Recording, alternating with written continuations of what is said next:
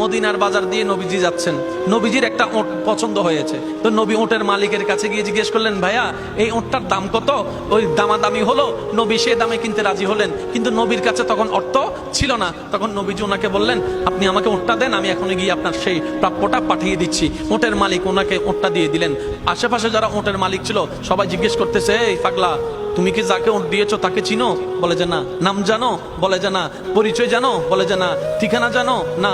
তো তুমি যে ওটটা দিয়ে দিলা, উনি যদি ওটার টাকাটা না ফাটায় তখন তো তুমি লসের মধ্যে চলে যাবা। সে ওটের মালিক বলে, এত সুন্দর নুরানি চেহারাওয়ালা কখনো বাটপার হতে পারে না, কখনো চিটার হতে পারে না, কখনো মৃত্যুক হতে পারে না। ওনার চেহারা দেখেই তো আমি ওট বিক্রি করার আগে মনটাই বিক্রি করে দিয়েছি, মনটাই বিক্রি করে দিয়েছি, মনটাই বিক্রি করে দিয়েছি। তোমরা যাই বলো, আমার মন বলে উনি আসবেই আসবে, টাকাটা পাঠাবে পাঠাবে। এই কথা বলতে না বলতে কিছুক্ষণ পরে নবীজির একজন সাহাবা এসে বলছেন, একটু আগে একজন ওট নিয়ে গিয়েছেন কাছ থেকে, ওটের মালিকটাকে একটু দেখতে চাই। উনি বলে যে আমার থেকে। তো উনি বললেন, আমাদের নবী আপনার থেকে ওটটা নিয়ে গিয়েছেন, ধরেন ওটের টাকাটাও দিয়েছেন, আপনাদের খাবার জন্য কিছু খেজুরও হাদিয়া পাঠিয়েছেন, খেজুরও হাদিয়া পাঠিয়েছেন। ওই ওটের মালিক বলে, ভাইয়া টাকাটাও রাখেন, খেজুরটাও রাখেন, আগে আমাকে ওনার কাছে নিয়ে যান। আমি ওট বিক্রি করি নাই, আমার দিলটাই বিক্রি করে দিয়েছি। ওনার চেহারা মোবারক দেখে আমার মনটাই পাল্টাই গিয়েছে, আমি কালিমা পড়ে মুসলমান হয়ে যেতে রাজি আছি। সুবহানাল্লাহ।